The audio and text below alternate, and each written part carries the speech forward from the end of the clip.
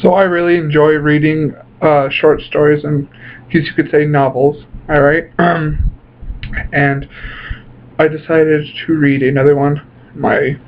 This is a old-fashioned chair we just bought today, so I want to do it in this. And I hope you liked my cello playing at the beginning. This is a short story. It's a murder mystery. I don't write all of this murder mysteries, but I wrote this for English class and shared it with my class, and everybody liked it. Well, they seemed like they liked it. I hope they liked it. They all clapped. So anyway, and it's like the storm's about to come again, and it looks really creepy outside. That's why I did the whole window scene. So I hope you enjoyed that little bit at the beginning. And I entered this short story into a young writers contest, and by the end of this month I will find out if I won anything. I don't remember exactly what all the prizes were, but I hope I win. I entered this story a long time ago, and they had to read through all the entries. So anyway, I'm going to read you my short story. It will definitely be shorter than the other video that I read my story. This will probably be like 3 minutes, because this is, like I said, it's a short story, and I had to compact it all in for English class and not have them there all day. So the short story I wrote is called Arsenic, and let's begin our journey. Oh, and my Word document is 8 pages, and the second page out of the 8 is the beginning. So let's begin. Caroline Weathers welcomed the first flood of party guests that had arrived at her humble home. The men and women had been given specific instructions on what to wear. All the women were to wear gray dresses, the men regular tuxedos.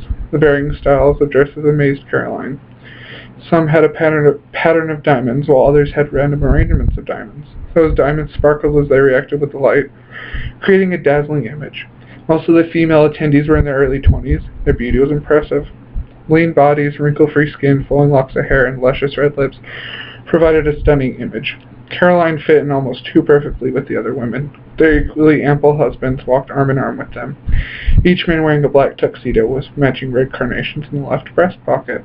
After that flood of guests had finished entering, Caroline ran into the kitchen to fetch the butler.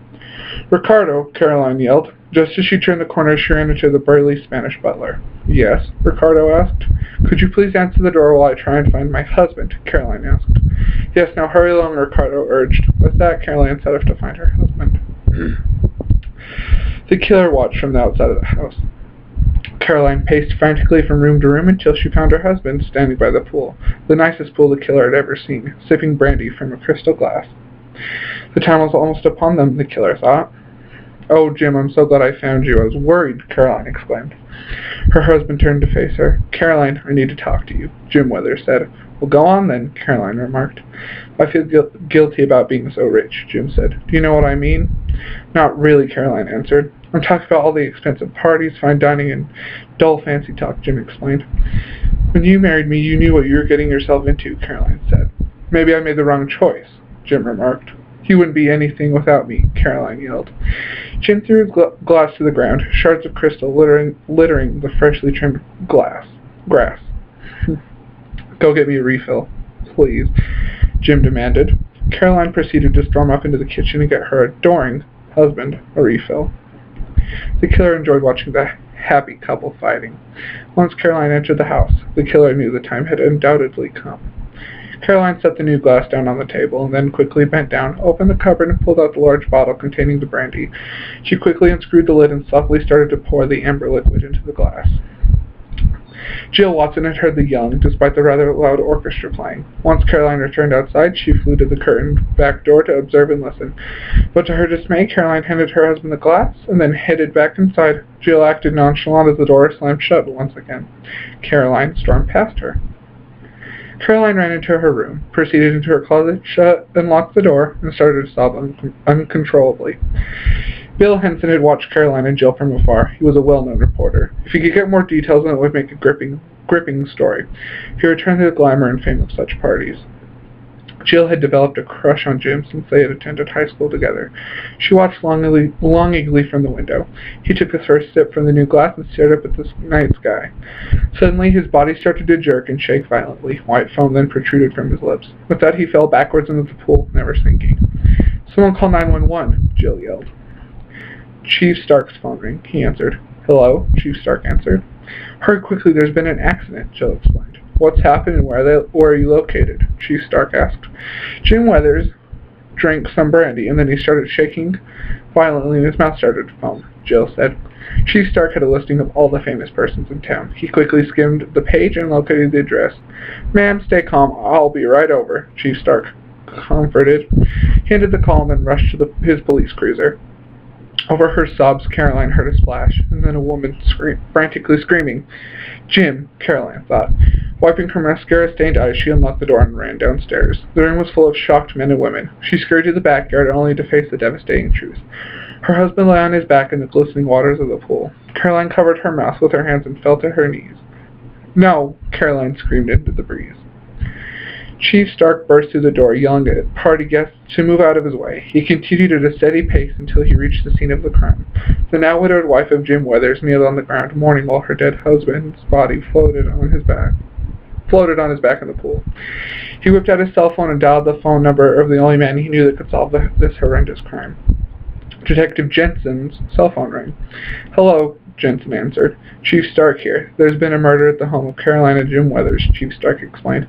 I assume you know their place of residence." "I'll be there in a few minutes," Detective Jensen replied. With that, he set off to solve the murder. Chief Stark rounded up all the guests and Caroline into the spacious foyer. "Now, who here saw what had happened from the very beginning of the party, up to the moment of Mr. Weathers' death?" Chief Stark asked. He ended up with Caroline Weathers, Jill Watson, Bill Henson, and Ricardo. They sat on a white plush sofa until Detective Jensen burst through the door. He looked over the scene and he knew immediately who was to stay and who he wanted to stay and who was to leave. "I want the 4 people on the sofa. The rest may go home," Detective Jensen said. The detective then went and looked at the crime scene. Slapping on gloves, he picked up a crystal glass. He also noticed shattered glass on the lawn. Finally, he observed the victim. Thinking quickly but critically, he determined the order of questioning. Detective Jensen returned to the floor. Only Chief Stark, the 4 witnesses, and himself remained. "One of you in this room is a killer. I'm going to question each of you privately," Detective Jensen told. "I want Caroline Weathers first." She followed the detective into the kitchen, shutting the double doors behind her. He pulled out a miniature tape recorder from his pocket, set it down on the table, and pressed the record button. "Where were you when your husband died?" Detective Jensen asked. I was in my room crying," Caroline replied. "Did Jim have any enemies?" Detective Jensen continued to question. "Not that I know of, but he went to school with Jill Watson, and they were good friends," Caroline said. "Jim and I had a brief argument, though, during the party." "Send in Jill. I'm done with you," Detective Jensen said. Caroline rose from her chair, opened the double doors, and ushered for Jill. Jill got up, walked past Caroline, and shut the doors. Detective Jensen had pressed the stop button, but pressed the record button once Jill got settled in. "I heard that Mr. Weathers and you are well acquainted. Did you two ever become romantically inclined?" Detective Jensen asked. Jill looked nervously at the detective. "We were friends in high school, but that's all we ever were." "Friends," Jill said. "Let's take a look at a possible scenario. Mr. Weathers and you are really good friends. You have a lot in common. The little Miss Actress gets in the way, and they end up getting married. You are finally invited to one of their parties, and you see this as your opportunity for revenge on Caroline Weathers," Detective Jensen said. "That's not possible because Bill Henson and I are married. I didn't change my name because I did not want to be in the Hollywood spotlight," Jill told. "Send in Bill. I'm done with you," Detective Jensen said. The same process as before followed. Bill Henson sat fidgety. "So Jill told me that you two are married." "Don't worry, I'll keep it a secret," Detective Jensen remarked. "Yes, we are, and I appreciate your honesty," Bill said. "Now, I don't really suspect you. I just want your side of the story," Detective Jensen asked. "Well, I blended in quite well. Caroline got into an argument with Jim. Jill watched the argument from the window. Jim had broken his previous glass, so Caroline got him a new one. He took a sip after she left, and Jim started to shake violently and foam poured from his mouth, and he fell backwards into the pool," Bill explained. "Fine, send in the last witness. Thanks for your help," Detective Jensen concluded. Once again, the same process followed. Ricardo the butler was now in the hot seat. "Now, if you'd please tell me your name and why you're here, then we can get this over with quickly," Detective Jensen said. "My name is Ricardo, and I work as a butler for Mr. and Mrs. Weathers," Ricardo told. "And how long have you worked for them?" Detective Jensen questioned.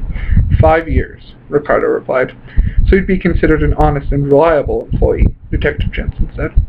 "Yes," Ricardo said. "Very well. Join the others in the foyer. I'm done with you also," Detective Jensen said. Detective Jensen was left alone so he could think about the accounts he had heard. The killer was indeed among them. Sweat trickled down their forehead. Detective Jensen stepped into the foyer and began his final accusation. He handed each witness a glass of water. "Go ahead and take one sip. I know how nerve-wracking this has been," Detective Jensen ushered. Everyone took a sip but Ricardo. "Ricardo, why haven't you taken a sip of water?" "Is it because that's the same glass you killed Jim Weathers with?" Detective Jensen exclaimed. Ricardo was sweating.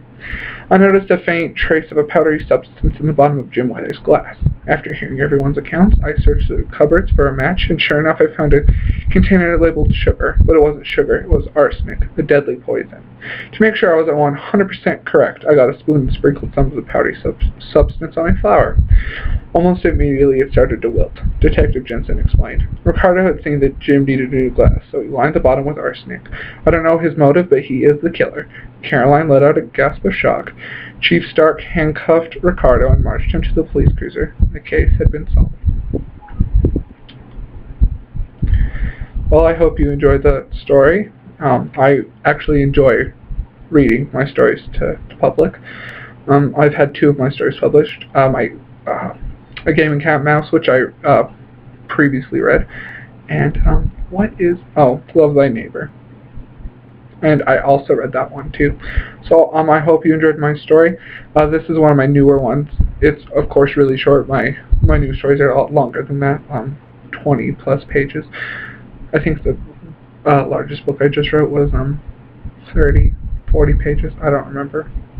And I haven't been writing a lot because I've really been busy this summer with AP. I had an AP reading assignment over this summer. So thanks for watching, and thumbs up or comment if you want me to keep reading stories, because I'm not going to read stories if you don't enjoy them. So just make sure to tell me, and if I get enough feedback, then I'll continue doing it. So thanks.